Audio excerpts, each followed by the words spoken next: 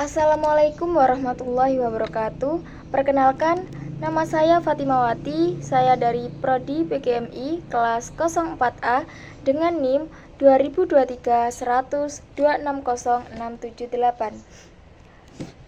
Pada pertemuan kali ini, saya akan presentasi tentang manajemen SDM dan sarana prasarana pada lembaga pendidikan Islam.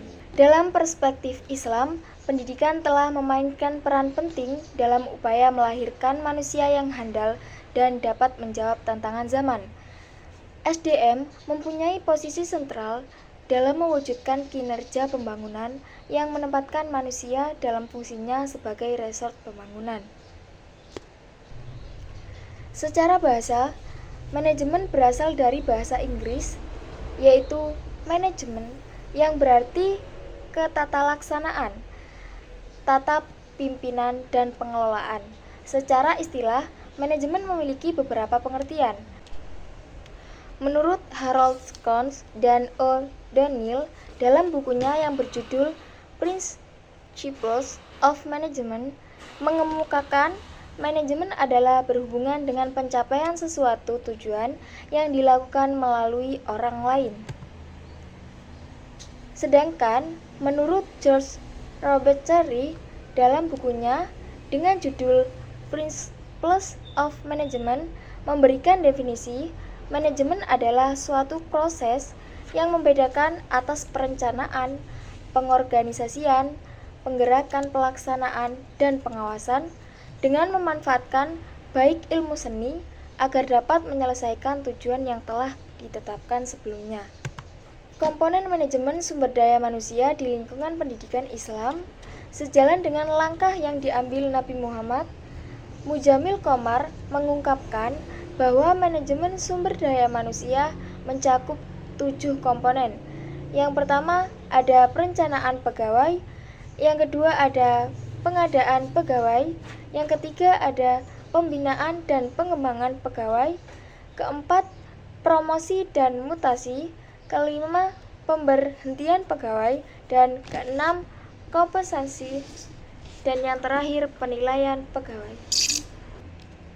Komponen sumber daya manusia tersebut merupakan proses yang dilakukan suatu lembaga agar memperoleh sumber daya manusia yang unggul dan mampu mengemban tanggung jawab sesuai keahliannya. Yang pertama ada perencanaan sumber daya manusia atau Human Resource Planning. Yang kedua ada penyediaan sumber daya manusia. Yang ketiga ada pembinaan dan pengembangan sumber daya manusia. Yang keempat ada penilaian prestasi kerja. Kelima ada kompensasi. Dan yang terakhir ada pemanfaatan sumber daya manusia. Tugas dan fungsi manajemen sumber daya manusia di lembaga pendidikan. Yang pertama ada pendidik harus memiliki kualifikasi minimum dan sertifikasi sesuai dengan jenjang kewenangan mengajar, sehat jasmani dan rohani, serta memiliki kemampuan untuk mewujudkan tujuan pendidikan nasional.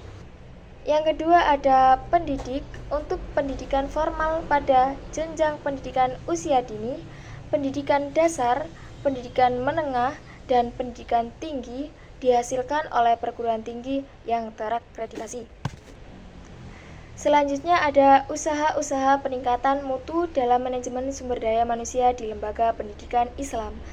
Dalam upaya membangun sumber daya manusia yang Qur'ani dan unggul, diperlukan adanya aktualisasi nilai-nilai Al-Quran sebagaimana yang dikemukakan oleh Said Agil Hussein Al-Munawar bahwa secara normatif proses aktualisasi nilai-nilai Al-Quran dalam pendidikan meliputi 3 dimensi atau aspek kehidupan yang harus dibina dan dikembangkan oleh pendidikan, yaitu yang pertama ada dimensi spiritual, yakni iman, takwa, dan akhlak yang mulia.